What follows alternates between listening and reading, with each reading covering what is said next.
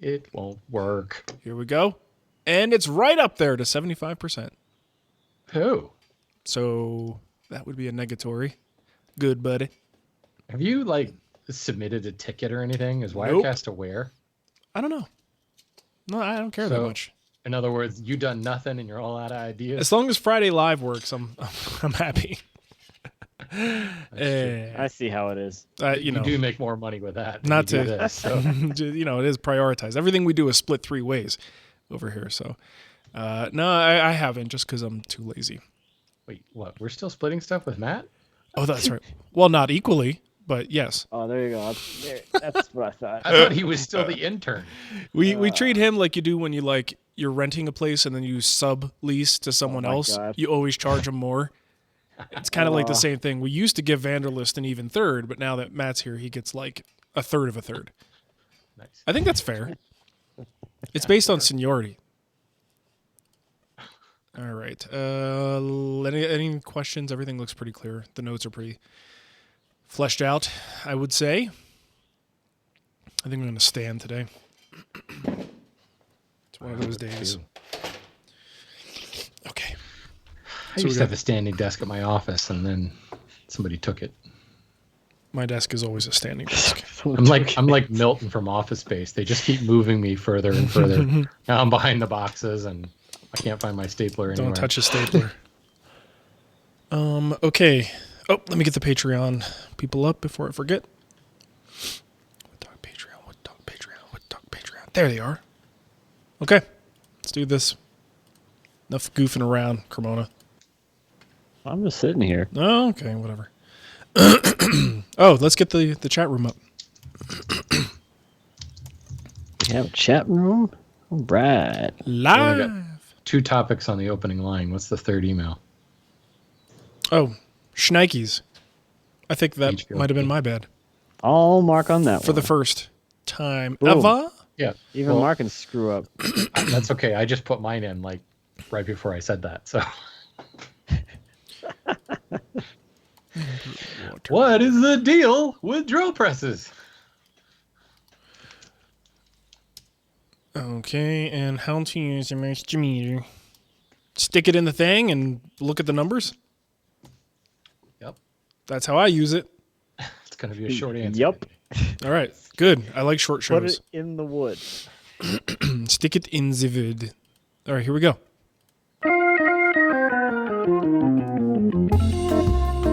Welcome to Wood Talk. Now here are 3 guys who like to use a lot of words, yet say nothing at all. Mark, Shannon, and Matt. All right, it's Wood Talk number 381 from May 15th, 2017. On today's show, we're talking about amber water-based finishes, what's the deal with drill presses, and how to use a moisture meter. So we got a lot of great things coming up in the show, but I do want to mention at the top here that today's show is sponsored by Brusso Hardware. Be sure to check out Brusso's Photo Extra newsletter. This is a weekly update from Brusso dedicated to customer-submitted photos. Brusso's customers work on detailed projects including ring boxes, humidors, keepsakes, gun boxes, and furniture. It's an excellent source for inspiration for your next project. The newsletter is short, quick, and has great photos, and it's delivered right to your inbox. To sign up, visit brusso.com/photoextra. It's all one word, brusso.com/photoextra. Thank you very much, Brusso. We appreciate you hanging out with us and supporting the show.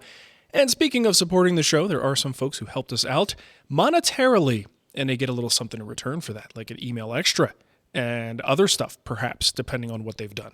A signed headshot of Matt Cremona. Ooh, that's right. You want one? I've got headshots. I'll sign them. Of course you do. Actually, it's getting to the point now where just the headshot looks like 2 eyeballs surrounded by a fountain of hair. Right. It's getting out of control. I got like a that. haircut since the last show, all right? It's the only place That's he where can that actually. Sasquatch footage came from. Yeah, the only place he can actually sign is on the whites of his eyeballs. I got them right here. Oh, you got some there? You guys want a headshot? Yeah, baby. Sweet. Wow. I'll put that That's on my like your ceiling in my senior bedroom. photo. It is, isn't it nice? My Matt. friends over at Triton made those for me. Matt was selected as most likely to saw wood. I like that. I don't think I was, actually. No, that was someone else got that. I had zero interest in that back then. Nice. Most likely to wear a pink button-up shirt. How about that? I probably wore it already at that time. I've seen pictures. Okay, so we'd like to thank folks who helped us out over at Patreon. That's patreon.com/woodtalk. James Rollison, and here's the funny thing, he actually used PayPal, and he put a funny name, and his funny name was Jack Goff, right? But PayPal also lets me know your real name, so that Hi, joke... Nicole. Oh, hi, Nicole. Guess what this is? This is a sweet tea delivery, and not just because it came from Nicole. It's actually sugar tea. Thank you, hon. So James Royalson, good job. I liked your joke, but it didn't work on PayPal. Also, we'd like to thank Bradford Gibson. I liked it, but it wasn't funny. I liked it, but it just Try again next week. wasn't there. Try another donation on Patreon, and we'll talk about Well, there you go. it. Braden Barber, Eric Cassidy, John Dunlap, Tapio Nuitio, and Trevor Stevens. So thank you so much, folks, for helping us out. We really appreciate that support. And let's see, patreon.com/woodtalk for all that good stuff if you want to check it out. And we were off last week, guys. You know that, right? I think you were aware. I didn't just leave you at the altar. I showed up and just talked for a while. So, Well, didn't someone say that you need to talk more on the show? yeah. The person was smoking crack. What's so- wrong with that guy? I think it's very clear that there are two people on this show who do not need to talk more. Maybe they listened to the episode where you were gone. That could be it. That could be it too. That was it. They're just very confused. Like, where's Shannon? I don't understand. He really needs to speak up. I think they just mix me up with Matt. That must be it. I think anybody who has a favorite on the show just simply wants to hear that person more. And it's Cremona, but we squash that as much as possible. So we like to oppress him, and that's just the way it is. What are you going to do? People like me. It's very strange. It is. It must be nice, though. I know you guys will never understand it. I don't never understand the believe me. attraction. I really don't. Okay, you and black olives. I just don't get it. Why do people like these things? Black on your olives. Black fingertips. olives are awesome. I actually do like black olives. It's green olives I have a problem with. Okay, so let's get That's into... racist. Hey, easy. Slow it down there, Even sir. olive races. Tell me more about Oriental Strand Board. A little Oh, man. inside I'm joke still laughing. from today's text. Apparently, someone keeps referring to Oriented Strand Board as Oriental Strand Board. Which strong at so many levels. It's I love a it. fair It's mistake. vague. I don't... All right. Anyway, we got a show to do here. Let's get into what's on the bench. So I'm still working on my dining chair. It's a little bit slow progress on that because I keep finding things to distract me from making said chair. And one of those things is fixing signs at my kids' daycare. So we walk in, and for the last few months, they have been trying to get these homemade DIY welcome signs that sit up against the posts in front of the building. They've been trying to get them to stay up. And what happens is the letters keep falling off, and it's just white letters, Michael's MDF letters on two boards, like either probably some kind of a cedar, just like fence boards that you would buy at Home Depot that have that little dog-eared top on them. And they're painted and everything, so they're sitting up there, and then they're up there for like 2 days, and then you see the letters on the ground. And then they go away, they hide them for a couple of days, then they show up again. And then another day later, they're all on the ground. And so someone's not really using the right stuff or not trying very hard. I don't know what's going on. But I walk in and I talk to the lady that manages the place. I'm like, look, can I just let me help you? This is really driving me nuts. It's not that big of a deal, but I would love to see these signs just be up, and then you take them down at the end of the season if you want to protect them a little bit. Like, can I help you with this? And she's like, oh my gosh, yes, please, that'd be great. So then I take these things home, and then it hits me, and I'm like, what did I just do? This is, why am I doing this? Like, these are the fence boards are all warped. They're all loaded with moisture. They were painted with just an indoor latex paint, which in and of itself has absorbed a lot of moisture. So I have to get this stuff off to start over. And then I'm like painting them, and I'm finding if I left them in like direct sun, even after the paint like layer had dried, I was just kind of putting them in a sunny area. It's, not that hot right now, hoping that it would kind of accelerate this dry process. And what happened was it would start to bubble up the paint, because I think the moisture that's like deep in the wood, the heat would kind of activate it and make it want to get out. And it was putting all these bubbles in the surface. And I'm just like, all right, so now I'm troubleshooting. And like, I just wanted to help somebody. And now this has become my problem. So that's what I get for, trying to do a good deed. But ultimately now, Not to mention, you've just put your name on the list of people we can call Yes, when future things when break. crap breaks, yeah, exactly.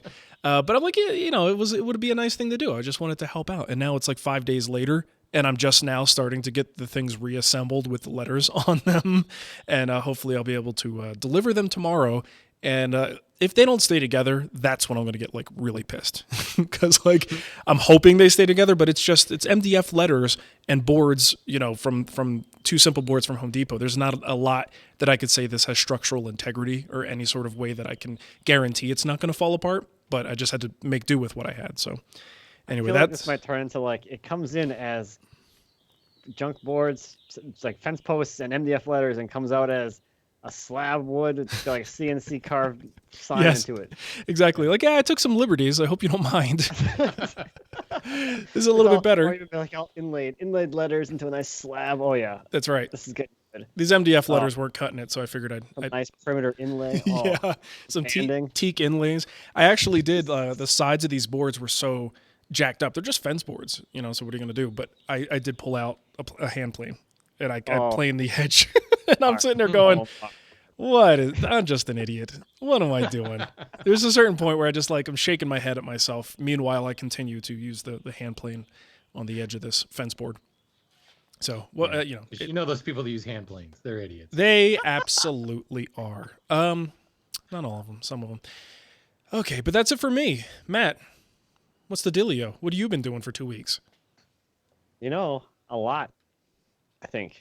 I feel like it's been a lot. Well, check your memory. Let us know. It's kind of scary how fast time goes by, It doesn't feel like it's been 2 weeks, and then, like, a lot of stuff happens in 2 weeks. Actually, a lot of stuff usually happens to me in 1 week, and I got to think about, like, what's worth discussing on this show? Not much. So this week I have chosen slabbing as what I've been up to. Do you feel like you're in like a book report presentation right now? I'm trying. What did I do this summer? I believe is what we're trying to do here. Well, someone complained that Matt laughs too much and too long, so we're trying to remedy that. We're gonna button that up here. So. What we did to remedy that was we were extremely immature prior to the show all day on text. Yeah, to get that out. I hope that got some of it out. I mean, Mark set me up for a pretty good joke towards the end there. I didn't keep going with it. I knew when to drop it. Yeah. We could have kept that thing going. Nope. So hopefully we're good here for a bit. Well, yeah, and I also installed one of those pet shock collars on Matt, and I have a remote here. So if he starts laughing too long or too much, I'm just going to zap him a little bit to bring him back. I'm sure that will work perfectly. And he's on the ground. Yeah. Even further from the mic. I think it'd be good. He's seizing on the ground. Oh, that'll work. That sounds like it's working. All right, well, he stopped laughing, so, hey, mission accomplished. So over the past couple of weeks, it's been really nice here. Like, I think we kind of skipped, like, spring, and we're, like, into, like, summer, it almost feels like. It's been, like, upper 70s into the 80s. It's been absolutely beautiful. So I've been outside just kind of slabbing up some logs, and I'm really looking forward to being done with that because I've had these giant logs here for so long. I want to get them like cut and drying and out of my driveway and like looking a little bit nicer as well. So it's been good. So I cut up a piece of maple that I've had here for a long time, over a year. It was like super goofy. It had a big hole in it. It was mostly rotten, but it was a bunch of different crotch sections coming together. So I was looking forward to seeing that thing opened up. More from like how many small little parts can we get out of this? Maybe like if you're a turner, oh man, you got some curly bottle stoppers or something crazy like that. There's a lot of that kind of stuff in there. Mm-hmm. And that log was like the first log where I actually encountered like a lot of metal. So that was cool. Like I hit one nail. I'm like, oh, I hit a nail. The saw blade's missing some teeth, but it's still cutting this fine. The next slab had 10 nails in it. Oh. I cut through all of those. And I'm like, well, I already cut through 10 nails. What else is going to happen in my life? So I kept cutting. Found some more nails along the way. But I made it through that entire log with that one blade, still cutting relatively flat, which is pretty cool, nice. I guess. What's the cost on a new blade for that sucker? $47. That's not as bad as I thought it would be. That's awesome. No, it's stupid, ridiculous. Like a wood slicer blade shipped to my door is like $40 or $50. What's the size? size? Like my Rikon. 1.5 inches. No, I mean length. 25 foot, 8 inches. And only $47? Sawmill blades are dirt cheap. That's like it. That does not compute. That's weird. I think people are they might be overcharging for bandsaw blades. in the Maybe, shop. maybe that's what it is. Jeez, what is the Well, upcharge on these things? Because it's not carbide brazed, right? It's Nope, just, it's just, high speed steel or something along that. That's where things really get you. Because we went from a vertical resaw mill to a horizontal band mill, and the old one it was like Mark's Resaw King on like crack. It was like 6 inches wide with big, huge carbide teeth brazed on it. And then we went to the horizontal mill, and yeah, I mean it's bigger, it's longer, but yeah, I think it's like a 1.5 or 2 inch wide blade. And the first time we ordered it, the yard manager was like, "You bought the wrong stuff. This is only like $60." It's like, well, yeah. The other one used to be like, it's like $400, and then you'd ship it out to get resharpened, and that was like $200 or whatever. So yeah, they're basically just disposable now. Maybe not a good precedent that's been set. Jeez. Well, These are so cheap. These ones that I have now, they can be sent out to be sharpened, and it's like, well, I guess you have to factor in the cost of shipping, but they're $8 to have sharpened. So it's like, I don't know. It's kind of interesting because like everyone's really big on blade life, it seems. I don't care. Well, at that it's not like price, cut quality is really important. Just flatness of cut, right? Yeah, as long as it's cut and flat, and like it's not wandering too much. Like even when I've been doing the big logs, I don't really take a chance with those anymore. I did it one time just to see, but I put a new blade on regardless because they're $47, and you're cutting a slab that's costs or it's worth like 3, 4, 5, 6 times as much money as one blade. Why risk it? So I just put a new blade on. Those blades will keep cutting through like 18-inch diameter or smaller logs for like forever. But to pull that blade flat through a cut that's like 4 feet, 5 feet wide, gotta be pretty sharp and in really good condition. Is what I kind of learned. But look at it this way: the duller it gets, the more heat it's going to generate. So you're kiln drying your wood as you saw it. oh, perfect. wow, You're That's searing it. revolutionary right there. You're searing it Just like a completely- steak. this Yeah, is why I need you on the show more. I need to talk more and speak up so we know all see? these cool tricks. You just know. completely set the industry on its head. That's- Cremona's patented kiln dry bandsaw mill. Boom! It's so dull, so hot. You just burn right through. Like You can a- get the nice like charred look that people want these days. It's Yeah. kind of like Yeah, it's case aged. hardened in one pass. like a hot knife through a log. Yeah, as that old expression goes. Yeah, you know how they Yes. say. Yeah. So yeah, I'm almost through all my big logs now. I'm pretty excited about that. Great. I built some leveling bases for my slab stacks, which are fantastic. That allows me to get my stacks nice and flat or have them sitting on something nice and flat. So in theory, you kind of give them the best foot forward for drying flat. Obviously, they can still distort and warp themselves, but at least the weight on the stack is holding at least that bottom slab down flat. So in theory, it should be better. But it's been nice. It's been Nice. good. Been good around here. Sounds good, man. That reminds me, we just opened a new shed at the lumber yard, and we put down crushed stone on the bottom of these things because it drains really nicely. And once they put down the stone, the company that put up the shed, they had the little like mini steamroller thing, like that's not quite big enough for a guy to ride on, but they're flattening down the stone, and you don't realize how heavy a stack of lumber is. Oh, So it yeah. had been severely compacted, and it felt like you were walking on pavement. It was so firm. And then you start stacking like African utility on it 30 feet high, and it starts to sink. And it's the most terrifying thing I've ever seen. A 30-foot high stack of 8-quarter, 12-quarter hardwood starts to lean Ooh, to man. the left. And it was probably only a couple of degrees, but imagine a couple of degrees over a 40-foot length, Run! And you look down at the bottom, and the 4x4 bolsters that we have these things sit on, one 4x4 was completely under the gravel on one side, and the other side hadn't compacted at all. And it was just like, oh man, that's terrifying. So like we had to unstack the whole thing, and then one of the guys was just like shoving random offcuts like out of the dumpster under there. So there's like 4x4 bolster, 4-quarter piece of cherry, 4-quarter piece of walnut, just kind of shimmed in place to square the whole thing up. Kid you not, 3 days later the thing had compacted down again. It was just like, man, it is so freaking heavy. So I think it's finally settled enough. We'll see what happens with the first nasty rainstorm we have, but yeah. Terrifying. You guys Yikes. are dealing with much heavier stacks than I am. Like the heaviest thing I have right now are my stacks of ash. There's 2 logs there, and it's maybe like 8,000 pounds, which is, I don't know, it's maybe 1,500 board feet. 2,000 board feet, somewhere around there. Nothing like a 40-foot stack of lumber, though. Well, see, when you have forklifts, you tend to just keep stacking stuff. Go. Put it right on top, Vertical space is cheap. which is great You know because what then I I come wonder, in. though? I come in and I say, "Hey, can I have the boards on the bottom, please?" Yeah, always. You're that guy. Sure, no problem. I would be really terrified though, Matt, when I watch you sawing up with these logs and you just mentioned like, curly bottle stoppers and turning wood. Are you like worried that you're going to turn into the total pack rat? I mean, okay, now the logs aren't in the driveway anymore. Now they're sawed in a bunch of bigger parts. But like, at what point do you say, no, that's going on the burn pile? Like, are you keeping everything? No, I know. I'm sorry, internet. I burned a lot of stuff from the sawmill. Like, a lot of stuff. I'm sorry. Like the house is off the grid now. The kimonos are fully wood fired. I made a full cord of firewood, and I burned all of the offcuts and scraps in our fireplace outside for over 24 hours straight, just feeding it. All right, fair enough. And that's just for. I mean, I didn't even saw that much. Like, I as someone who has a sawmill does not saw nearly as much as someone who's actually like a sawyer. Right. Like I sawed maybe enough small logs to do maybe like what I do like 700, 800 board feet of lumber out of that. And that's like half a day for most people, and like that was a cord of firewood and a fireplace going for 24 hours. All right. Jeez. So I just look at this stuff and I've been there because like I remember when I first started turning, it was like suddenly even the smallest piece of wood had potential.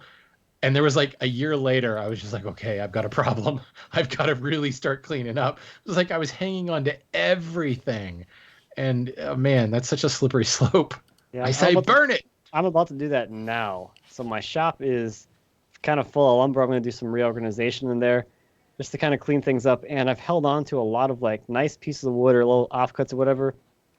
Everybody who's listening to this, it's all going to be given away for free. I'm giving Ooh. away all the lumber in my shop because I don't need to have lumber in my shop. There's no reason for me to have long-term lumber storage in my shop. Wow. And the stuff I'm not going to use, if I haven't used it, it's been in there that long, I'm getting rid of it. I don't care. So when is free lumber day? I want to stop by. Whenever I get out there, you want to come by? You want it all? Yeah, I'll drive over. I feel like you need some more lumber over there. I do. I have a little tiny selection on the wall over there, and no Oh, room to man. put anything else. It's terrible. Hey, you want to stack you want a whole flitch? What would I do with that? Let me see. Put it on your wall. Hold on. Let me submit a form with my HOA. Make sure logs are okay on the front lawn, and we'll be good. It's not logs. It's sawn up. It's Yeah, slabs. but if you put Yeah. it back, it looks like a log to the rest of the world. It's lawn art. Lawn art. Ah, love it. I like that. Well, if we put a little old lady bending over plaque in front of it, then no one will notice. It'll be fine. Just put a yard gnome on top. Yeah, something like that. It's all good now. Totally. What I'm wondering is if Free Lumber Day applies to the boule you've got slabbed and stickered behind you there, because I'll take that. Take it up. This here. is drawing. This would be for sale. That's the next. No, thing. no. For sale. You said free. Yeah, this Everybody isn't- heard it. This He is said not my free. shop. This is Yeah. this is my drawing area. The stuff in the shop. Pay attention, This is Shannon. my kiln. All right, I broadcast from my kiln every This is the week. premium stuff he's got back there. Ooh. What is the thing with the wheel? Is that a stroller? Stroller. Oh Nice. yeah, I have kids. Looks good. Oh, you do? I had no idea. Newsflash. Just a heads up. Two that he knows of. I got kids. All right, Shannon. Let's move on. It's going to be a very long show today.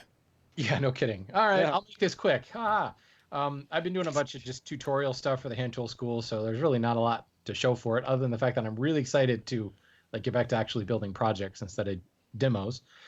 Tomorrow night, however, I am speaking at the Washington Area Woodworkers Guild, so I've been doing some prep for that presentation. And if you are in the Northern Virginia area, guests are welcome. 7:30 tomorrow night, somewhere over in Falls Church, at a retirement home, I think, is where it takes place. So should be interesting. I'm looking forward to it. We Nice. just what was that? A couple episodes we talked about woodworking guilds and things like that. This seems to be one of those active ones. So I'm really looking forward to getting down there and speaking, dropping some lumber knowledge. Some Knowledge. lumber nuggets. All right. It also says here WWG presentation. I was getting excited because I thought you were doing something in the guild. Wood Whisperer Guild presentation tomorrow night? Yeah, didn't Nicole tell you? I guess not. I better get that on the calendar. Okay. Yeah, it's date night for you too. She's just giving me the You got the night. your You got the YouTube mic. stream key. Yeah. She's giving me your streaming key, and I'm off to the We races. still haven't seen Guardians of the Galaxy 2, so that would be nice. Appreciate that. Okay, let's get into what's new. I didn't mark these up for us, guys, so let's just alternate. I'll start with the first one here from Tommy. He says, "Hi, you probably already saw this video, but I have to shout out because it literally amazed me. It's a 5-minute insight into Hank Gilpin, his work, I guess, variety in terms of wood species. I love the message that there is no bad wood, and even more, the best example I've seen of, quote-unquote, let the wood tell you what it want to be shaped. Kind of your last project, Matt. Thanks for the great work. You are the first and only podcast I religiously follow each week. Greetings from Italy, Tommy." Oh, very nice. Oh, wow. That's pretty cool. I didn't watch this video.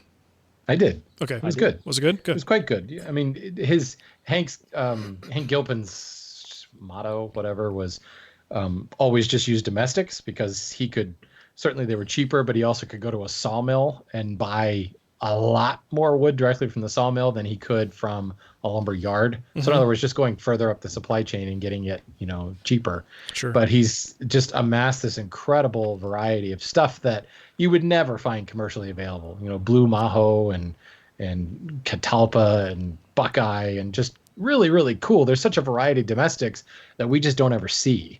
So, God bless the people like Matt Cremona out there sawing up trash logs and turning it into I slabs. totally am. That's the best part. He's the Trash Sawyer. Let's call him that. Right from Matt's junkyard. There's the next domain, trashsawyer.com. Perfect. Okay.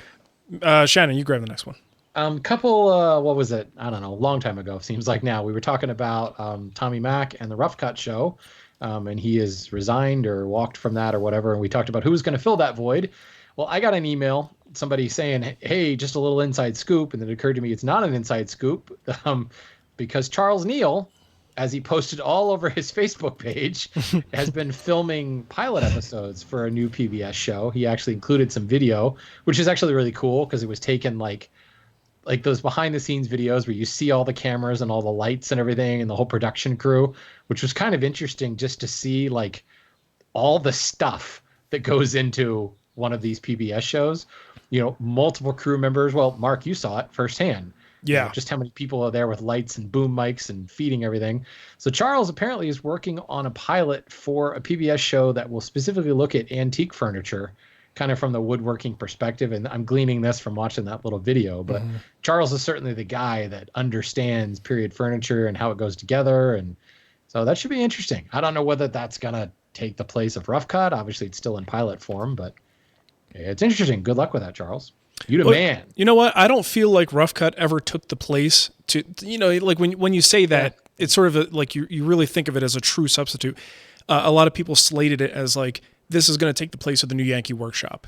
And it didn't, because I felt like the New Yankee Workshop was almost ubiquitous in public television, right? I mean, did you ever hear of anyone who said, oh, my public television didn't get New Yankee Workshop?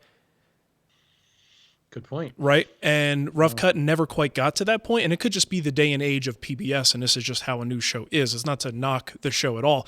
It's just that a lot of people could not get the show in their region.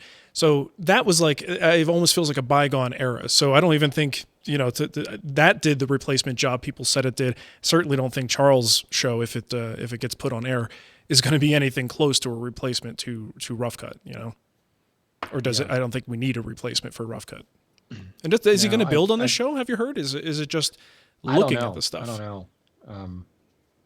The clip that I saw, he had, I think it was if I remember correctly, it was a highboy that he was building in his shop, and he was just analyzing kind of how things went together and kind of relating it to antique pieces. And in some of the antiques, you'll see it done this way, and in others, you'll see it done this way. So I don't know. To me, it seemed like it was like what's that show, Antiques Roadshow, where people show up and say, my grandmother had this in her basement. How much is it? And his is kind of more of a bent towards how it was put together. But again, this is all coming from a YouTube, a Facebook clip. So and it's honestly, all guessing. Honestly, I would like to see a format change, because Rough Cut did kind of follow the sort of format established by New Yankee Workshop.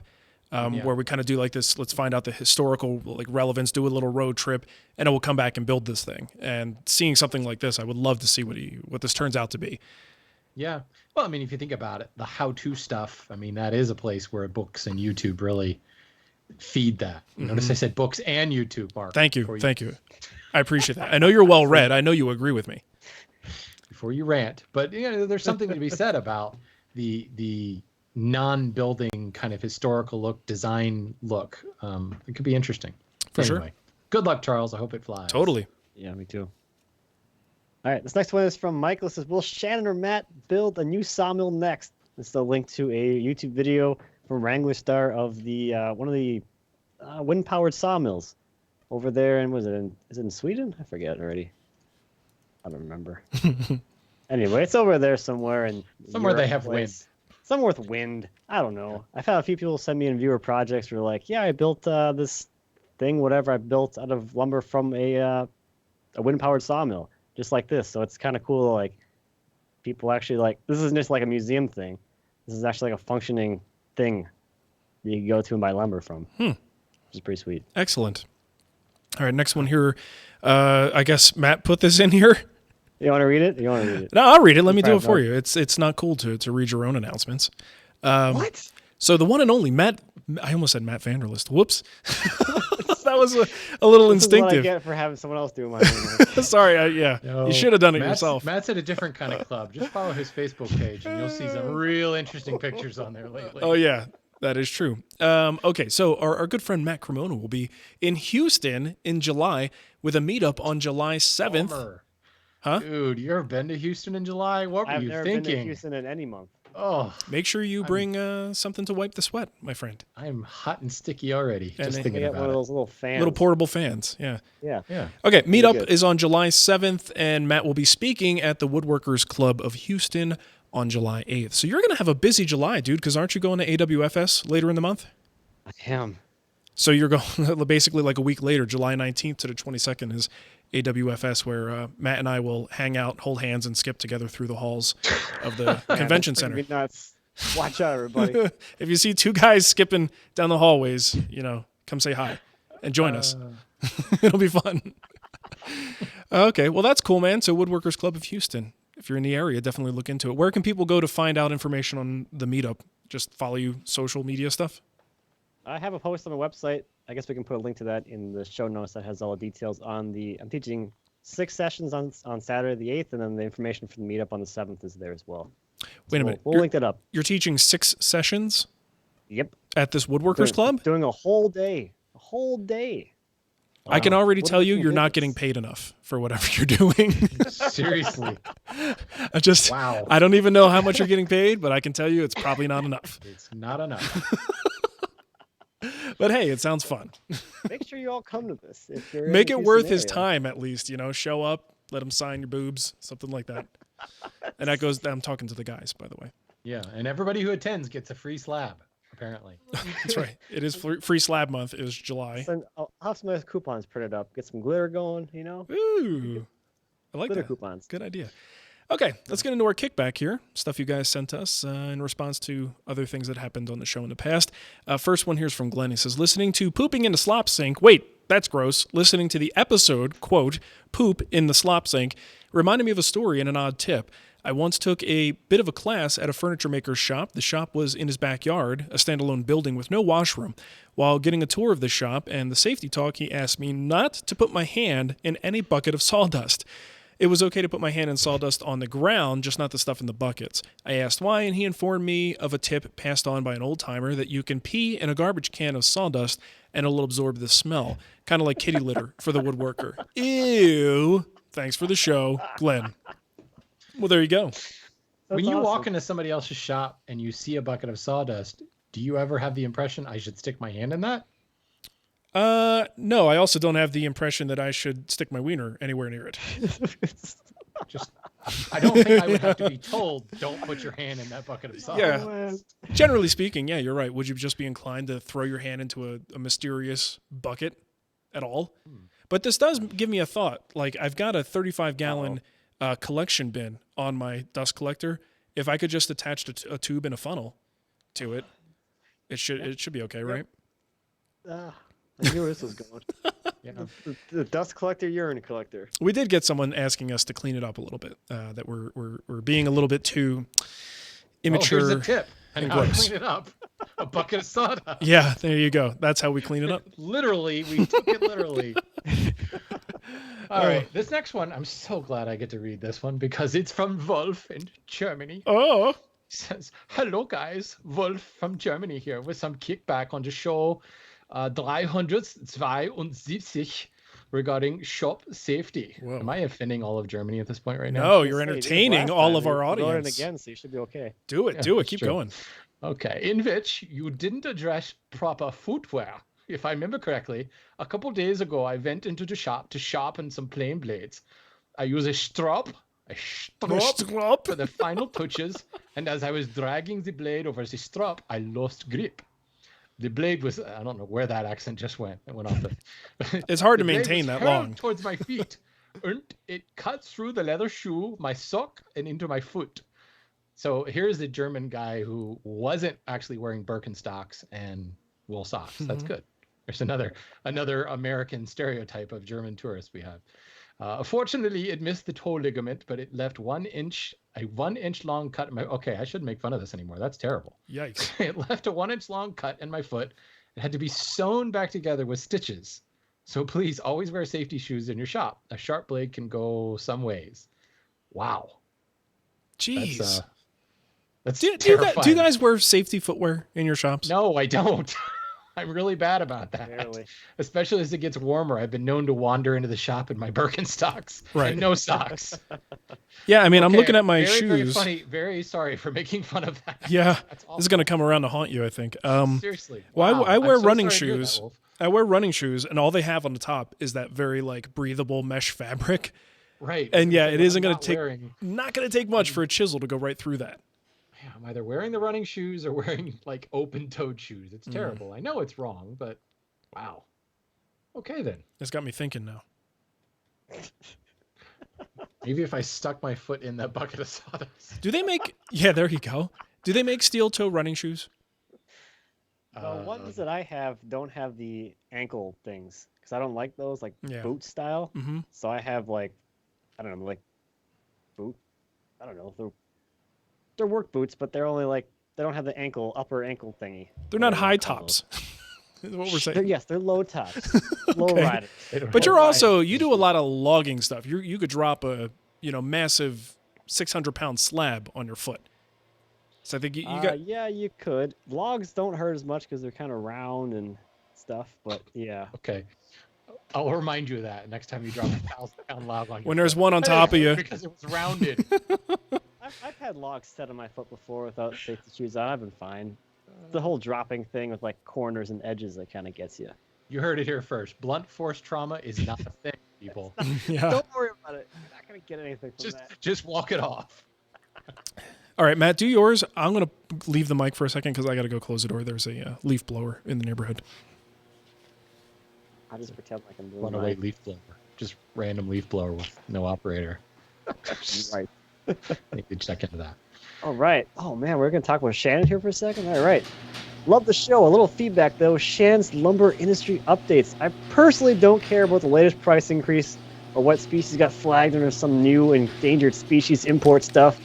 I do really find these stories he tells about the high-end customers interesting. The crazy expensive yacht builders or the trim packages in the $5 million homes. Occasionally, those things get dropped in, and it's interesting to see a window into the crazy high-end world of wood stuff. Thanks, and keep up the great show. Steve. Interesting. So do we need to have Shannon's rich people industry update now, Right. in addition to the lumber update? No, it's interesting feedback because I do have a lot of those stories. It's just hard to think about it in abstract. More often than not, they kind of come up because one of you guys said something. It's like, oh, yeah, that reminds me. Kind of like the whole story about the lumber, the leaning tower of lumber. You know. But I'll make an effort. Appreciate that, Steve. See, now I'm going to have to get a whole new song, like to make it more generalized. Like, what's Nah. going on with Shannon in the lumber world? I don't think that's not very good song lyrics, but okay. So the next one But here, keep in mind, that lumber industry update does give me a reason to leave work early on Mondays. So Well, there you go. it can't be totally random. Okay. Fair enough. Okay, so We Matt Turner appreciate wrote you leaving in. early. He says, "Hi, gentlemen. Father's Day is coming up soon, and my technology challenged father doesn't have an interest in listening online or downloading things from the interwebs. Have y'all considered, is this under the what's new? Where are we? Kickback. Okay. I'm making sure I put this in the wrong place or in the right place. God, what's wrong with me? Okay. He says, have y'all considered a CD, DVD collection of the podcasts you've made so far? I realize I could download all the episodes and burn them to a disk, but I feel like creating a permanent physical copy of your hard work is unscrupulous. I was wondering if more of your audience would have an interest in it. I'd purchase 2 copies if they were available. Love the show. Love the Patreon extras. Keep up the good work. And I put this in here only because I want to hear from people.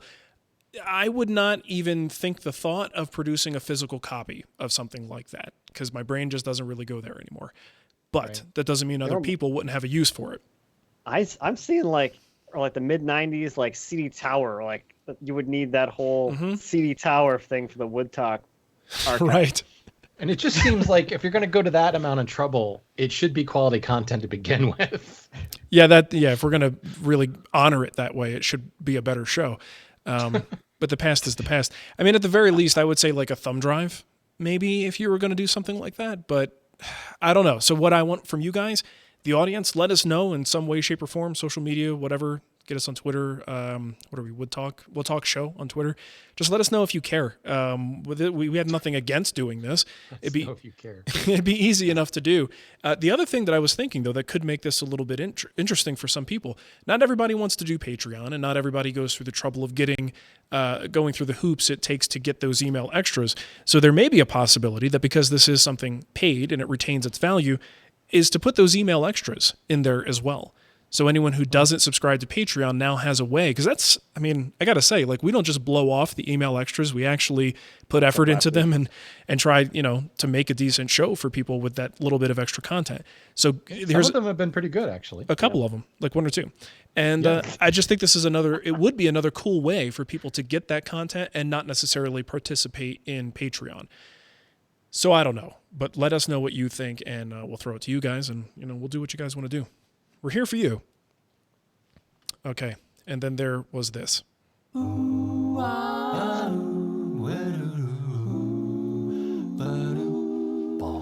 Shannon's Lumber Industry Update.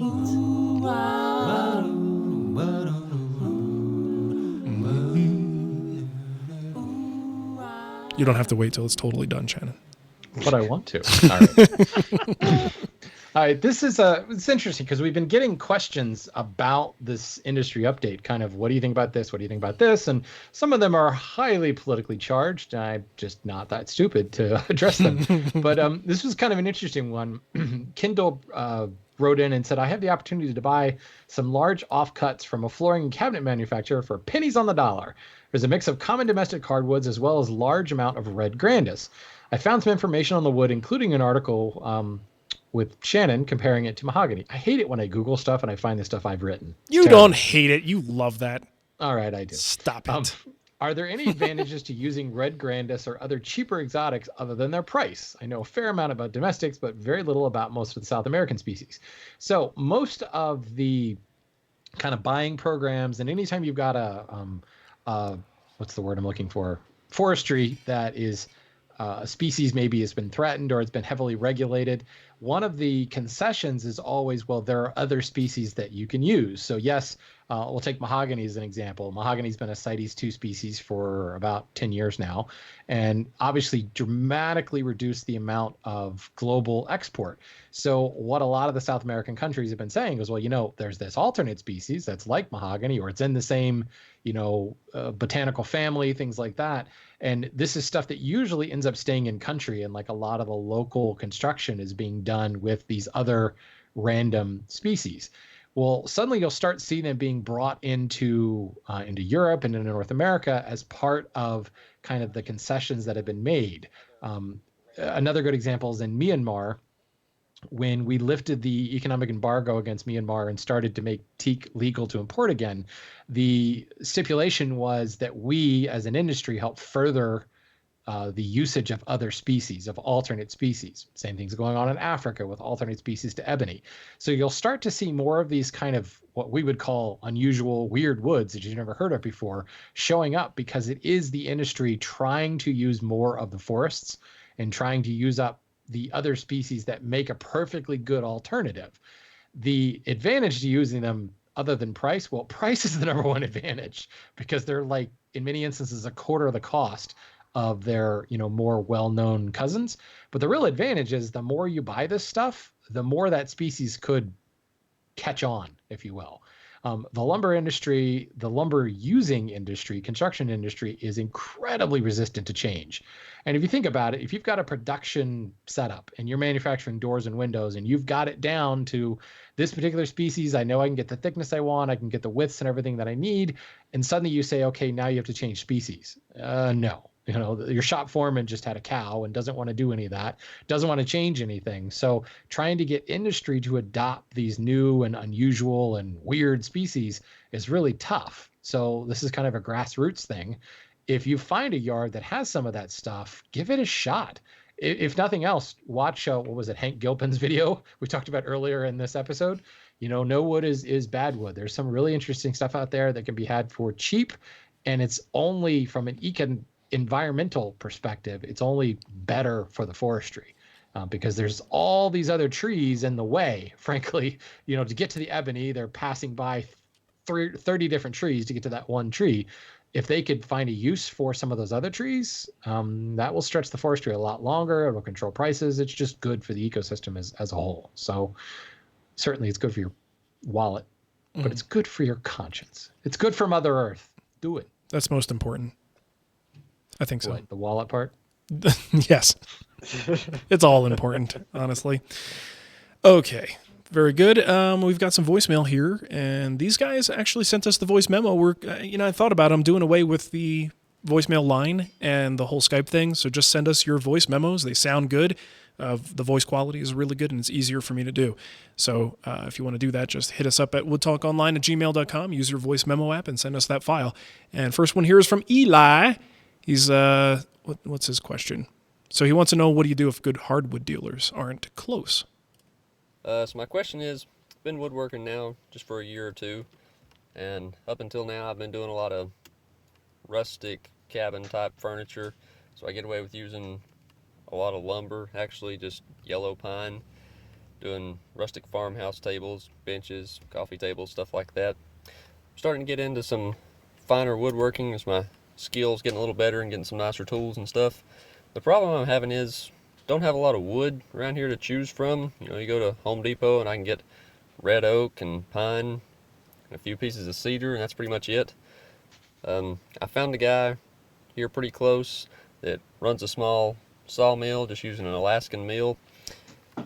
He can get some walnut, cherry, stuff like that, but it's usually still green and wet when I get it, so you have to dry it for a few months.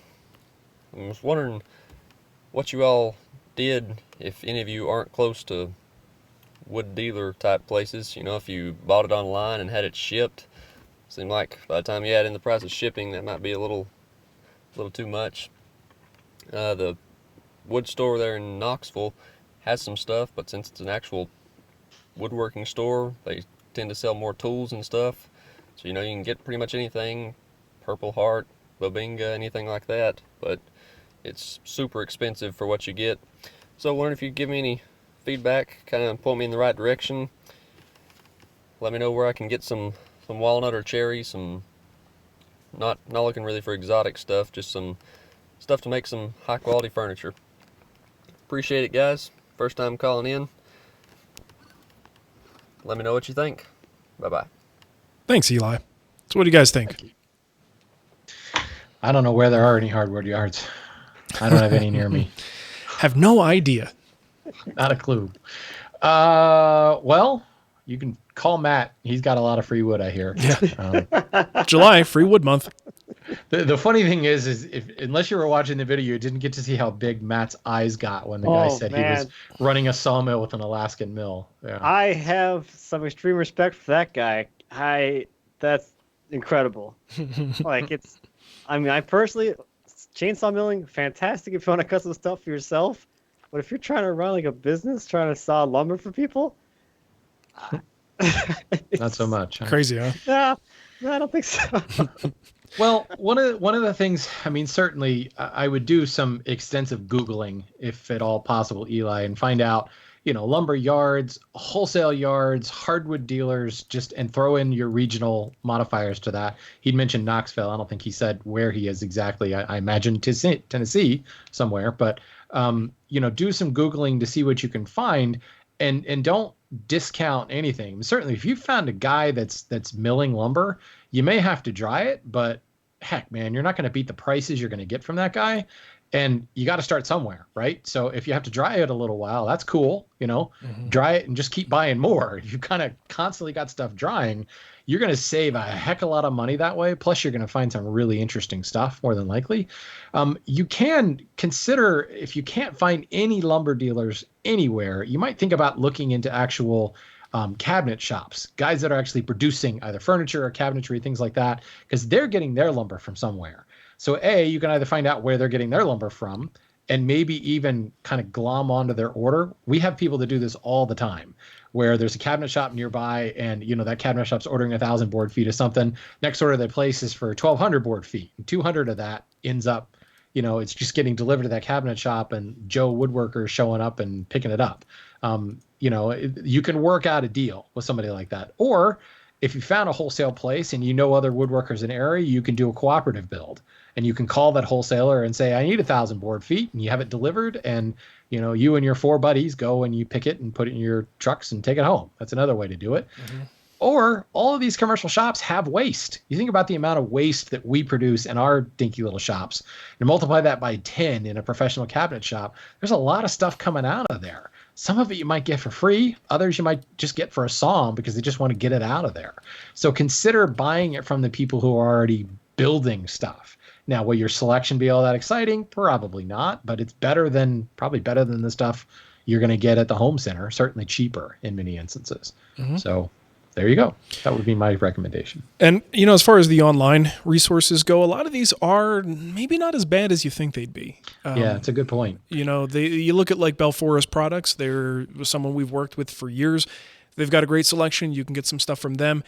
You could easily find discount codes with them. For instance, in the Guild, you've got a 10% off your entire order anytime. And they usually have free shipping. So of course they're going to be padding. You would expect, padding the numbers to at least cover what shipping might be. So it's probably going to be a little bit more expensive on the board foot side of things. But if you get an extra discount on top of it, for not having to even go anywhere, you simply click a button and a few days later, the shipment of lumber shows up. It's not too bad if you don't have a better choice. So definitely at least check out Belforest products. And there are other vendors out there that do a pretty good job. I've had so many people contact me and say, well, I don't want to pay shipping, so I'm going to drive across the state and get it from this guy. And it's like, man, I know gas prices have gotten better, but they're not that good. Mm-hmm. And then the wear and tear. I have a crack in my windshield from a piece of e-pay that was just a bit too long for the hatchback. Whoops! I have a tear in the dashboard that I'm surprised didn't trigger the airbag. So yeah, there's a lot of stuff. Something to be said about having delivered right into your driveway. True that. All right. Next one here is from Tom, and he's got a question about hand tool storage. Hey guys, this is Tom from Pennsylvania. I got a question for you about hand tool storage. So I got a lot of hand tools, and they're kind of scattered around the shop now in different organization methods, I guess. And I'm thinking about building a tool cabinet. And what I'm thinking is a Krenov style cabinet on legs, but my problem is when the 2 front doors open, which would have tools mounted on the inside, is that stability going to be an issue? I think it will be, but is there a way I can avoid that? I don't know. Maybe should I just do a wall hung? I don't have a lot of wall space, so I'm kind of avoiding that. I want to do like a freestanding cabinet. Maybe putting heavier tools in the back would help. I don't know. Tell me what you think. Love the show. Thanks. Bye. Cool. Thanks, Tom. All right. I don't know. My instinct says that it might be okay as long as he's keeping the front doors shallow. And we're talking about maybe some saws and chisels. I don't think it would be too problematic if the heavier stuff, planes and things like that, are toward the back. But if he's going deep on those fronts, then, that might be problematic. Yeah, I don't know. I mean, if you went deep, then I don't know. I'm just trying to think of when I organized my tool cabinet. I kind of put together like work zones. The stuff I grabbed for the most was what I put in the door, and that ends up being like marking tools, and like I have a block plane and a router tool in the door because I'm reaching for that stuff all the time, and then chisels. But let's just say you don't like put a bracket and mount it to the wall. Anchor It'd it, still be right? a stand, like those, like the brackets that come with an IKEA bookshelf to prevent it from tipping over when little Junior climbs up the shelf or whatever. It seems Right. like to me that would be, unless he truly had it freestanding, like right in the middle of the shop or something like that. Take an extra board and use it as a kickstand. Open the door, shove that Hey, board there you go. under, and there you go. Get her done, baby. I mean, that's the ghetto fabulous way to do it. Well- But I would just take like an L bracket and just put an attachment point on the ceiling to prevent the tipping. My question, though, is if you're pressed for space, why are we doing a elevated on a stand kind of thing? I mean, when you're thinking about a tool chest being wall mounted, you still have space under it that isn't being used. This is now eating up a footprint with air. So unless you have some like specific, maybe a compressor is going to go under this thing, or your vacuum, shop vac, or there has to be a purpose for it. That might be something to think about. Maybe all you really need to do is build a nice tall vertical cabinet instead of something that's, pretty, Krenov style on legs. I just feel like in terms of shop space, having something on legs like that is an incredibly inefficient way to get that job done too. Unless you build a shelf and then stick your compressor on it for extra weight to keep it from tipping. Yeah, that's the thing. You got to go. make use of that space at some point. Anything to add to that, Matt? I would just tack it to the wall. Yeah, Call it good. French cleat it and be done. there you go. All right. So if you want to send us a voicemail, you could do like those guys did and use your voice memo app and send that to woodtalkonline@gmail.com. Now we can get into our emails. See, the first one, this is going to be very quick, guys. Do you a favor. I won't talk very much. Let's see. Who is it? Oh, did I not put the guy's name? Oh, fiddlesticks. Mark, come on. Fiddlesticks, How many man. times? See, now I'm How cursing. many times? Come on. Come on. You think after 10 years I'd have this down? Okay, recently I got an Steve. Is it Steve? I don't know. Just There's actually a good chance it would be from a Steve. Okay. So I went with that. Recently got an HVLP after watching Mark's video on using waterborne poly. I tried it and was amazed at the results and the cleanup, although I do miss the amber color of regular polyurethane. Making an arts and crafts bed designed by Kevin Rodell and featured in the April Fine Woodworking magazine. I will be fuming this piece with 28% ammonia. My intention is to apply, finish with my HVLP, and I would like to use waterborne poly. I would appreciate your thoughts on my choice of finish. All right, so this, you probably, if you listen to the show enough, you probably know what I'm going to say, and that is to use Endurovar. Endurovar is one of the few water-based finishes that I've experienced that actually just right out of the can are going to give you sort of a oil-based kind of look to it. So it does have that kind of natural ambering that you get from oils. Short of that, you certainly could play around with a little bit of dye. You can kind of try to get that color before moving to your water-based finish. Some people even use like a linseed oil or a tung oil as a first coat. Let that soak in, cure completely, and then switch over to the water-based finish. Maybe even give it a little coat of shellac between just to kind of make sure the oil isn't going to interfere with the binding of that water-based stuff. So there are like two possibilities to how you could do this. There's probably a lot more options out there, but those are the two that would allow you to kind of stick with the HVLP and go to a top coat that you really want to use. But Endurovar, one can, that should get you where you need to be, honestly. See, told you it would be short. I've had some luck tinting water-based stuff. It's always done a good job. Yeah, like a little honey brown color or something like that to it. Yeah. Even going so far as to just like tinting, just water-based tint, dye of some sort. Just put it in like a regular, like off-the-shelf, like squirt bottle.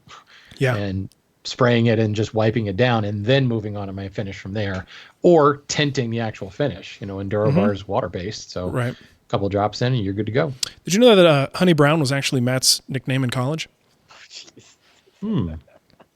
Just thought I would let you guys know that. Oh man, I was forgot his- you knew me in college. That's right. You were, This is his rapper name. Well, we go way back. 20s following Yeah. me around. That was his stage name. So MC Honey Brown. All right, Matt. Stop. Hold on. Stop laughing. Bzz. All right, Come on, Matt. it's your turn. Drop us some beats. All right. No. Okay.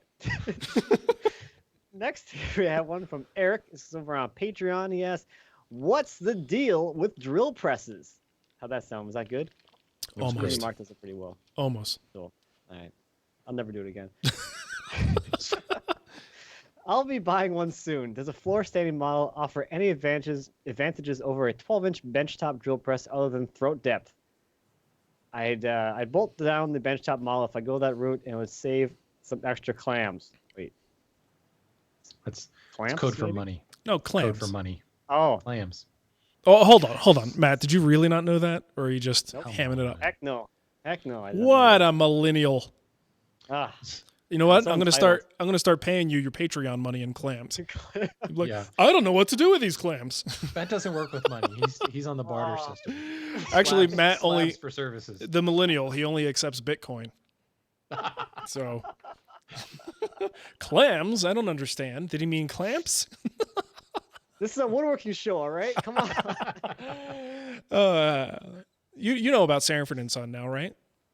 That was actually a I know show. that one jingle from it, and I know the name of the show. Okay, good. Just as long as you know it existed. Thank you for the education in your We generation. need a new intro, something like educating Matt. Yeah. On anything that Sometimes happened before 1990. You're two guys that educate the other guy in pop culture. That's right. So, oh boy, the question here is about drill presses.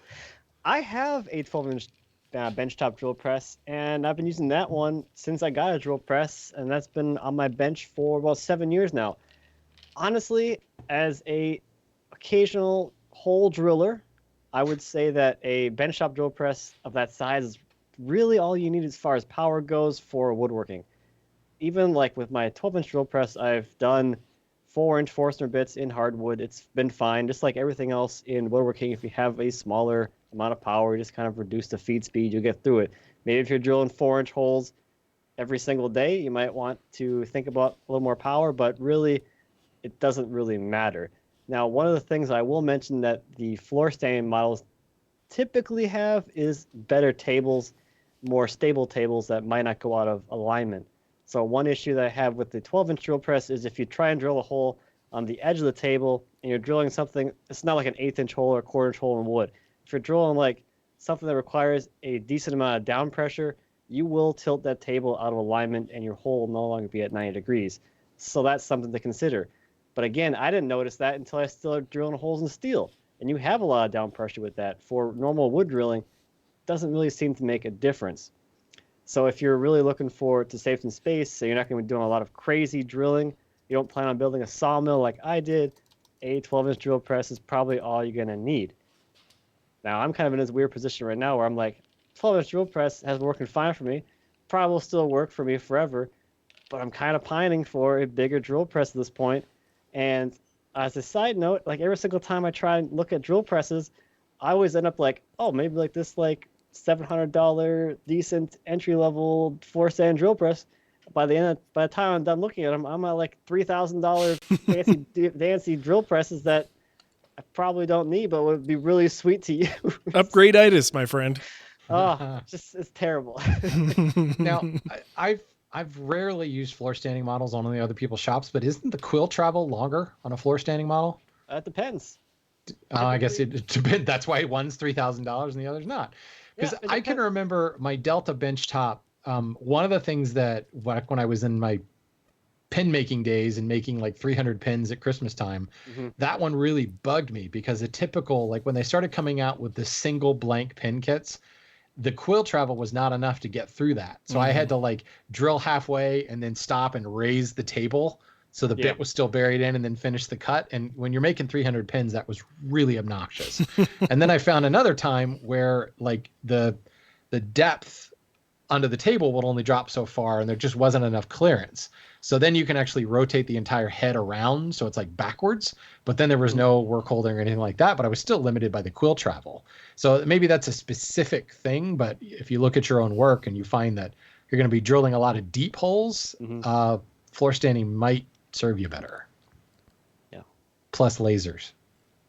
And storage. I mean, I honestly, I don't think I have ever used the capacity that's allowable with this floor standing drill press that I have.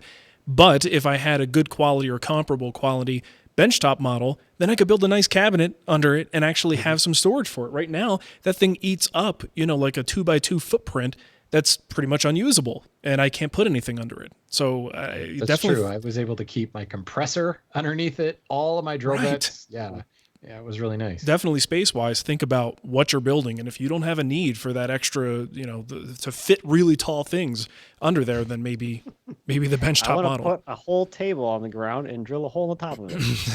I want to, put an entire table frame on drilling, holes to secure the top. There you go. Yes. Just there get you rid go. of your hand drills. Just use the drill press for everything. But the funny thing is necessity is the mother of invention, right? I had that drill press for a long, long time, and I struggled with the whole pin drilling thing. And then I drilled a pin blank on my lathe, and I was like, why have I not been doing this all of my Yeah, life? Like, There you right. go. you would talk about capacity. It's the length of the bed of the lathe is my capacity. Mhm. So now that I've said that, I remembered that I found a fix for that and found even less reason to have my drill press around. Sure. So there you go. Cool. Cool. Well, this next one's from John. He says, how do you use a moisture meter? The one I bought had very limited directions. It seems you need to choose the number depending on the type of wood you're testing. Then each type has a different percentage moisture to try to go for. Basically, I'm totally ignorant of the whole thing. Would love to hear some sort of moisture testing 101. So first of all, there are... Stick it in the wood. Yeah, stick it in the wood, write down the number, or not. Obviously, every moisture meter is going to be a little bit different. The fancier ones actually can adjust to the specific species. The essentially all wood has different densities, and it's going to reflect the signal a little bit differently. You take a piece of ebony and a piece of pine, and it's going to bounce back a lot more readily in the really, really dense ebony. So what you're doing is adjusting for that difference in density, or actually I think it's a difference in specific gravity, which is a density measure. Never mind. Doesn't matter. It's denser. It's heavier and thicker and stuff. So you're adjusting for that. Most domestic species, you'll find that number is not dramatically different. But here's the thing. It actually doesn't matter. Whatever that meter spits out, write that down. And then if you've got a piece of wood that is dry, maybe you bought it was kiln dried, or you bought it from Home Depot, test that wood. And what is that number? And now it's a relative thing. So if you tested the stuff that you bought at Home Depot and it pops out at 8%, and then you test another piece you're uncertain of, and it jumps out at 15%, there's obviously a delta there that, that stuff is probably wetter. I mean, just holding it, weighing it, you'll see that one is heavier than the other. Certainly there's going to be differences from species. So you want to try to get the species as similar as possible. Taking a piece of poplar and a piece of oak is going to give you a little bit of deviation, but not that much deviation. So what moisture meter do you have? If you didn't have, it says it had very limited directions. I would recommend going to the manufacturer's website, and you could probably download the instructions. If it has the ability to set, which it sounds like it does. He says you can choose a number. So it sounds like his meter does have the species setting. Mine came with a whole list of these species, dial on this thing. And then there's even a little like quick reference thing on the front that you can write in the common species, and it tells you what the number is. So that's the first thing. Download the instructions on the manufacturer so that you know what those species deviations are. If it doesn't give you the species, it should tell you what it's measuring. So if it says it's measuring specific gravity, then you just go to like the wood database, look up the species, you'll find the specific gravity numbers, punch that in. At least now you're getting something that's dialed in to your species, because you probably paid more for that moisture meter to have that capability. The really cheap ones don't have that capability, and therefore the number isn't quite as accurate. If you've got it, you might as well use that. So that would be the first thing. Figure out what that is.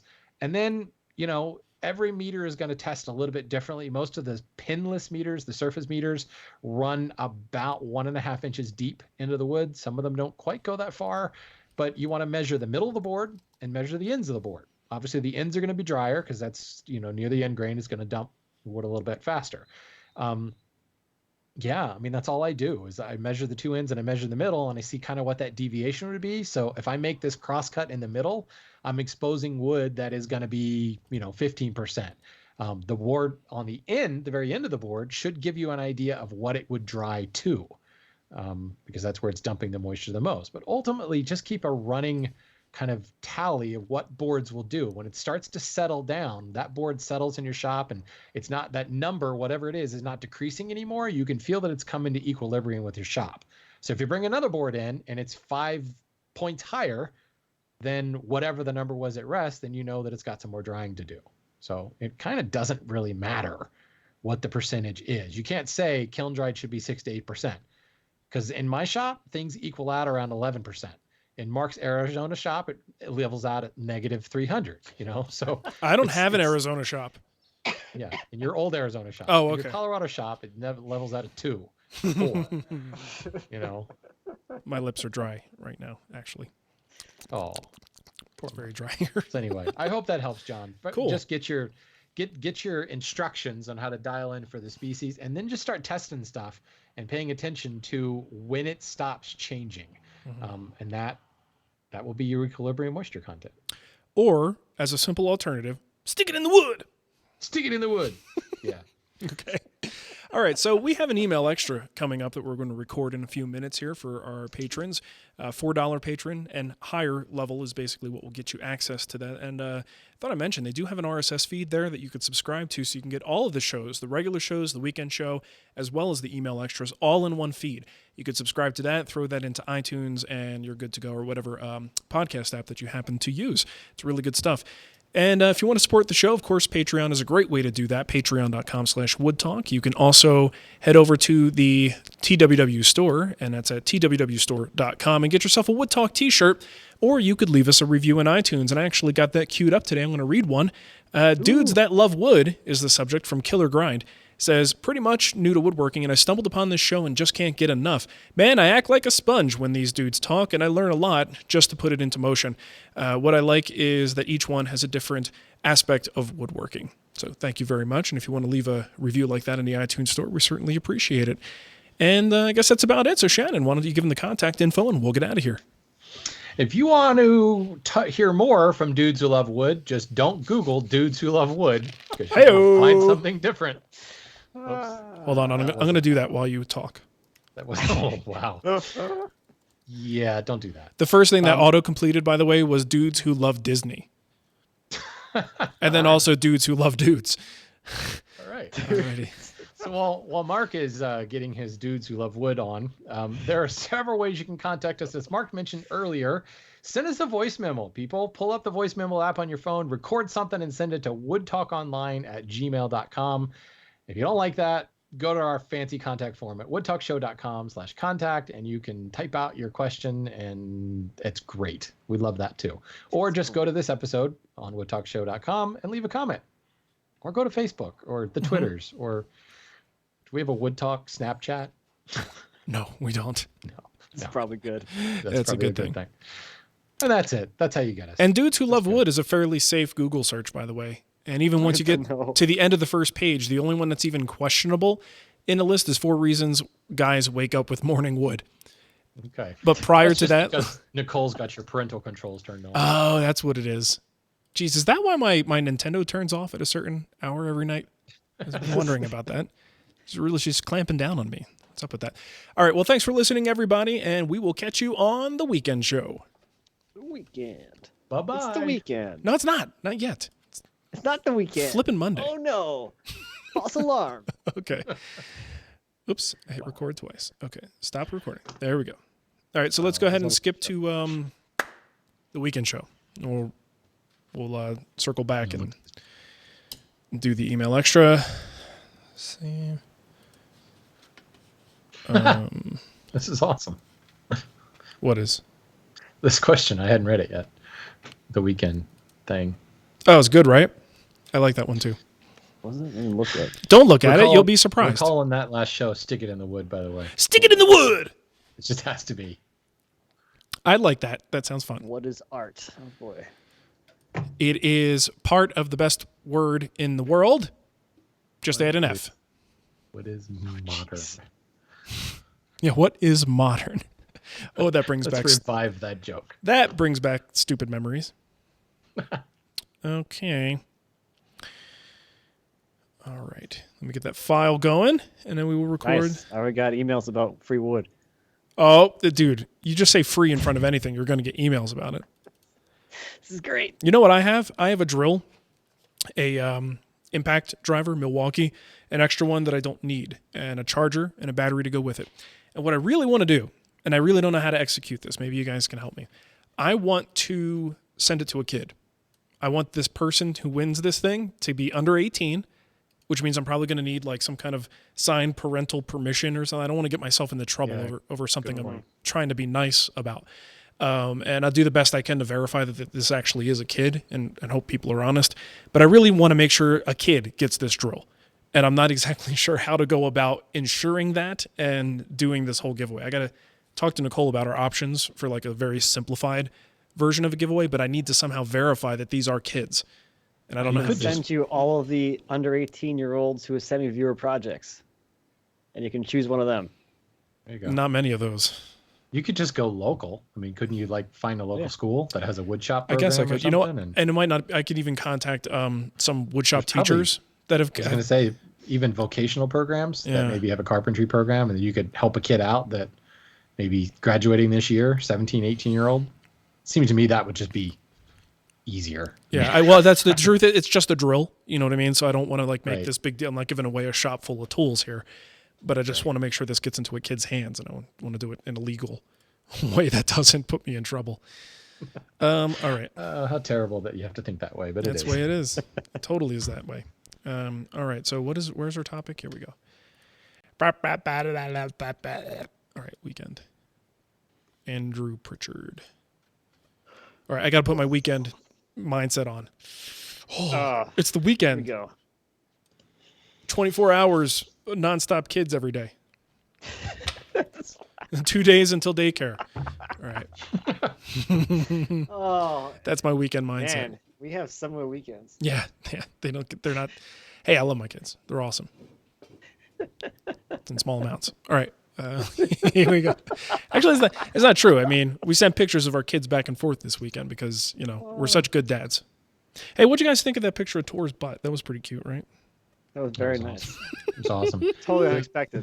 The coquettish look he had as he looked over his Right. shoulder at He's you. like, He took huh? a picture of his butt and made it. Cool back there. What are you doing? Stop. You didn't pay me for this. That's my F. All right. Here we go. Welcome to the Wood Talk Weekend Show. It's time to unbutton those pants, crack open a fresh grape soda, and let the soothing sounds of Mark, Shannon, and Matt caress your ear holes. All right. It is Wood Talk number 382 for May 19th, 2017. It's a weekend show. Woohoo! Party on, Wayne. All right. Pretty young, Garth.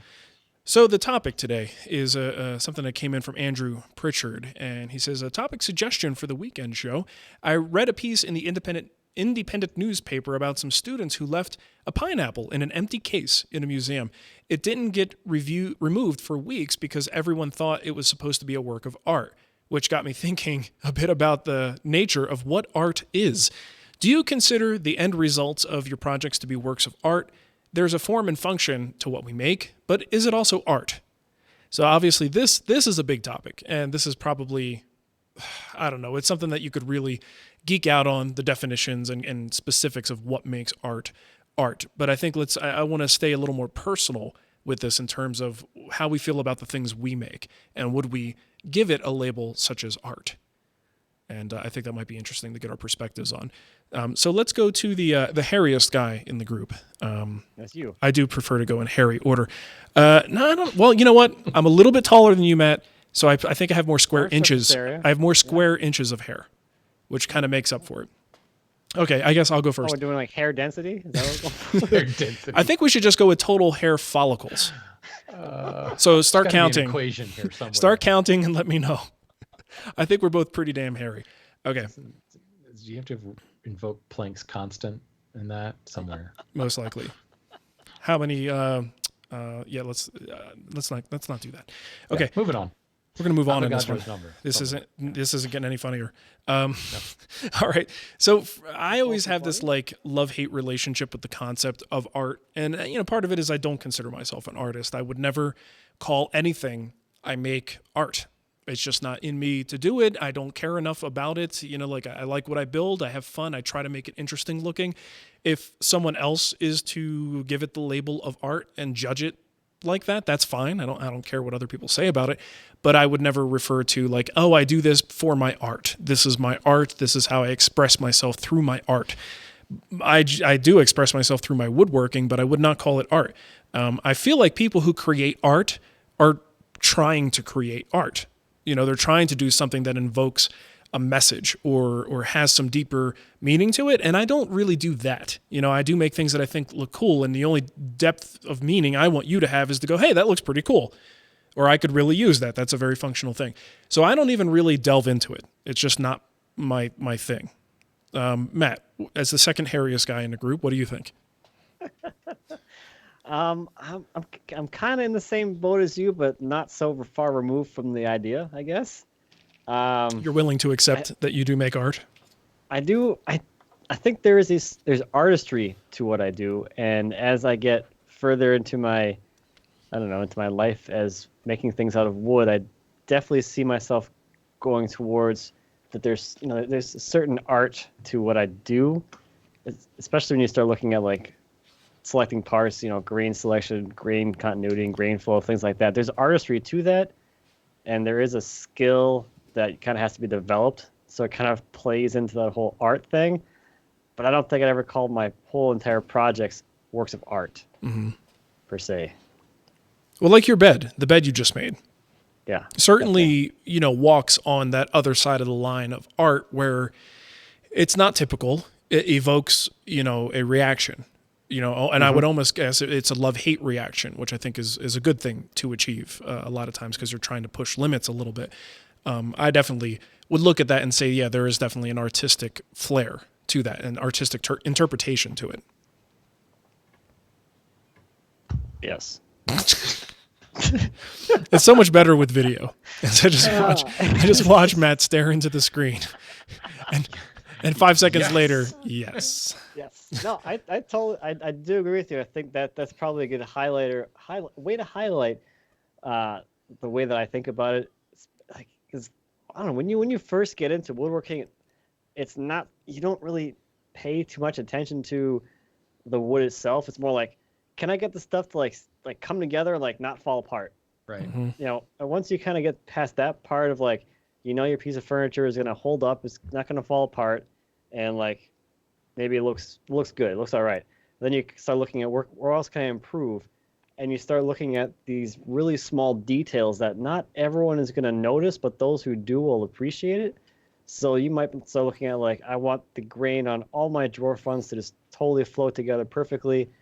Or I don't know, like a waterfall edge. I want the grain to follow follow top to the side right off that corner.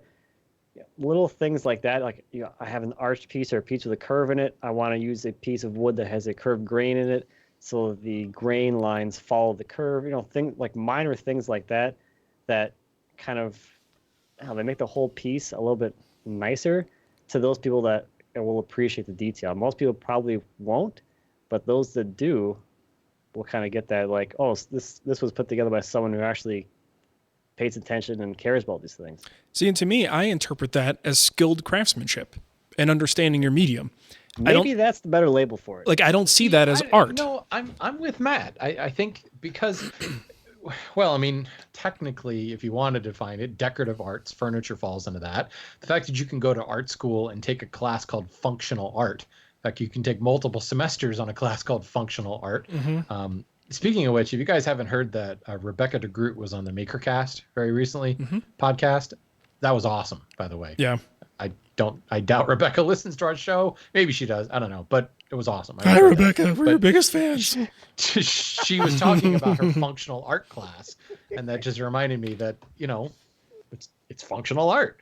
But I think Matt's right. I think the fact that there are gradations, from the bottom being, I just hope it doesn't fall apart, to maybe, okay, it's nice if there aren't gaps in my joinery, to now you're thinking in terms of composing something. You're creating a statement, whether I want that statement to be, this figured wood, or that, the statement that comes from that slab top, or the contrast between the butterflies and the cracks on that slab top. I think that is most definitely art. Is it good art?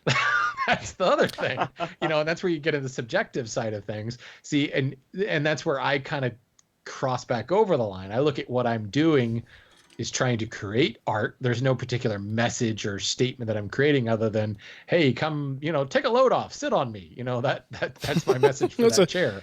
That's generally my message at all times. Right. Hey, take a load off, sit on me. But I also think that the composition that you go for to create a statement, to have the lines flow from one piece to another. Matt actually did a great class at Woodworking America last year on this, and composing the grain in order to embrace a curve or something like that. I think that is a fair level of artistry. Where I come back and say I don't really think it's art is I didn't really design the stuff, the piece that I'm making. Mm-hmm. I didn't start with a blank canvas. I started with a general form. I started with that chest of drawers that I'm building and kind of knew that I wanted to fall into a certain style. And then I added a few of my own little embellishments. And that's where I feel like saying that my stuff is art is an insult to actual artists, because there wasn't that, sculptural, I let the wood speak to me and out came a butterfly. No, I took some boards and I put a lot of effort in composing the wood grain to get a nice riffs on breadboard onto that figured top to get that cool punctuation line. But that's that's the fine line that we cross, I think. See, and that, to me, everything you describe when it comes to making furniture like this is skilled craftsmanship. It's just part of the skill set we adapt as we try to learn. Everything you've said is wrong. No. Everyone in this room is now dumber for having heard it. Yeah, right. Where is that clip? God have mercy on yourself. Yeah, we need that one as a permanent clip setup. But no, I just feel like everything you're describing is anyone can learn these things as a skill. And if you understand how to compose grain, maybe that's even the wrong word because that does invoke some sort of artistry. You know how to arrange the grain in a way that makes sense to make the piece, very, a sort of fluid motion through the piece. When I think of something that qualifies as art, it's one of those things that's a little bit of a head scratcher. So if you take someone who, let's say maybe an artist who doesn't really even work in wood, they don't know wood joinery, but they take some 2x4s and they screw them together in some way that they put this art installation out there and people just stand there, for hours looking at it because you look at it from different angles and it looks like different things and it becomes very thought invoking. To me, that is art, but absolutely requires no furniture making skill. And no grain arrangement. It has nothing to do with that stuff. I feel like so look at it from this perspective. If you took that art piece you're just talking about, mm-hmm. and now it's functional, does it stop becoming art? If that thing that makes a statement and makes a head scratcher can also be sat on, or you can store your kids' toys in it, is it no longer art? I feel like the functionality would have to be a completely secondary thing. Okay. And again, it's just this might just be mincing words and everyone having a slightly different definition for what art is, but There's no way around that with this topic. Yeah, of course, exactly. But there are also those like ridiculous things where there are people who think of themselves as artists and all they've done is taken a stump of wood, sanded it, and put a finish on it, and then charge $1,000 for it. And that's the problem with art is it's so up to interpretation. And then something that I think looks good and it's amazing, you got some art school student would make fun of me for putting that up on the wall in my house. But I thought it looked good, So it's like It's such a subjective concept. But I think when I just think of the stuff we do, I just cannot call it art until you really start to do something that's like out there that no one would think of, that you really shock people a little bit with. I don't know. That's it might be a very limited way of thinking of it on my part. Yeah, well, but I mean, again, go back and look at, when George Nakashima put out the conoid chair, it was groundbreaking. It was totally different. And now it's in the Smithsonian. Mm-hmm. Actually, it's in the Rinwood Gallery, which I think is owned by the Smithsonian, whatever, or, you look at some of the what was the studio furniture maker movement, Krinoff and certainly Maloof. Mm-hmm. I mean, Maloof stuff is in the Smithsonian as well. At the time, it was really groundbreaking. Now decades later, we go, another sculpted Just rocker. part of the vocabulary. It's just another sculpted rocker, because it's lost a little bit of that. Holy crap, that's different. But see, I would say that is an artistic interpretation of a rocking chair because it's visually doing so much more than it has to just to be a good chair. And he took it so far down a path that once you see that finished thing, you go, oh my gosh, this is a totally new way of looking at what a rocking chair can be and look like. And it does feel artistic. And now it is mundane because it's been copied so much. But the original, certainly, I feel like Maloof took that in a artistic direction. So we want to know what you guys think. Obviously, there is no right or wrong answer, I don't think, for this. You're all wrong. Right. That's what Mark's trying to say. Y'all's wrong. You're wrong. If you don't agree with me, you're wrong. But I am curious to hear what you guys think with the stuff that you build. Do you consider your work art? And then let us know what kind of stuff you make. Because I think you look at someone, here's an example. How about a David Marks? David Marks makes a piece of furniture, like some of the woodwork stuff. Was that art? Some of it I feel like it was made by an artistic person, someone who does think outside the box a little bit. But his turnings, I feel like his turnings, without a doubt, are artistic. In a form of as a form of expression for him personally. Yeah, I mean, Dave is the first person that comes to mind when you think of woodworker and artist. Yeah, wood artist, right? And I think he would probably identify himself as an artist. I think I've heard him identify himself as an artist before. Yeah. So yeah, there is that kind of undefinable quality.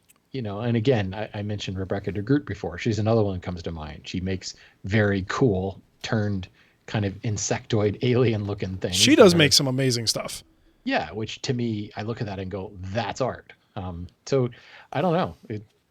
There's something weird there, but at the same time, I can go to a decorative arts museum and stare at Goddard furniture all day long, and here it is in a prized position within an art museum. It's still considered art.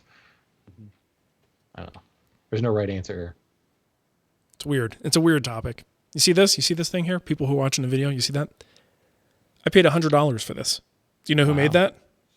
Mateo? Yeah, I'm just kidding. My son made that when he was 2. But isn't that how it works, though? Like, there are some pieces you look at and you go, come on. Like, seriously, people are worshiping this thing, and it looks like someone just splattered paint on a wall. That typical anti-art sort of argument. But beauty is in the eye of the 2-year-old, I guess.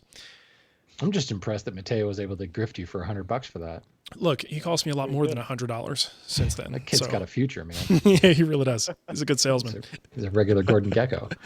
All right. Well, let us know what you think, folks. We'd love to hear your opinions on this, and I think we will close this one out and have fun making your art, people. Yeah. Or don't. Go do art. Art weekend. Do art good. Do you know when I was in high school, I thought it was really funny that someone put an art show sign for a local art show, and I printed out an F in the same font and taped it to the sign so it said fart show. Why does that not surprise me in the slightest? And it was the sign was in front of a police headquarters in Hamilton, New Jersey. So I was quite the rebel, guys. What are you in for? I vandalized the sign and made it say fart show. Okay, you're my new girlfriend. How about you, murder? Okay, then. You're my girlfriend now. Oh, okay. You're sitting on the wrong side of the Group D bench. Please don't sit on me. Okay. Take a load off, Matt. Come sit on me. Too bad we didn't say that. Name the weekend I was going to show. say, too bad we didn't say that in the regular show because that would have been a great title. Take a load off. Sit on me. All right. Mustache ride.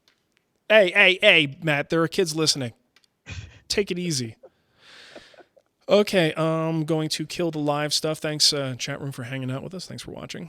We're going to record the extra show Goodbye, now. everybody. We love you all. Oh, Shannon loves you. Oh boy. Yeah, that's something. That is something.